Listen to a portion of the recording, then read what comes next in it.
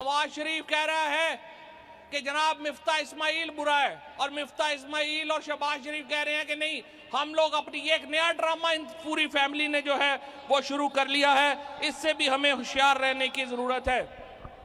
जनाब चेयरमैन, इस regime change operation के नतीजे में पाकिस्तान को एक बहुत बड़े क्राइसिस का शिकार किया गया। आज पाकिस्तान अपनी सियासी, समाजी और मुआशी इक़दार खो रहा है। आज पाकिस्तान के अंदर जो हमारा मिडिल क्लास है, हमारा जो गरीब तबका है, वो खुदकुशियों पे मजबूर हो चुका है। लेकिन इस सारे मामले में अगर कोई उम्मीद की किरण है, इस सारे मामले में अगर हमें कोई उम्मीद नजर आती है तो वो इमरान खान की जात है।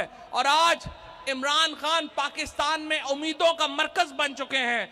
आज इमरान खान पाकिस्तान की उम्मीदों का इस्तारा है और इंशाअल्लाह ताला आप और हम मिलके ये जो आखिरी धक्का है, ये जो आखिरी धक्का है जो हमने देना है, इंशाअल्लाह ताला इमरान खान की क़यादत में इस हुकूमत को, ये जो 10 सितंबर तक हकीकी आज़ादी की तहरीक चल रही है, इंशाअल्लाह ताला हम इसमें इस हुकूमत को चलता करेंगे और इमरान खान को 2 ताई अक्सरियत से दोबारा वज़ीर आज़म बनाना है इंशाअल्लाह।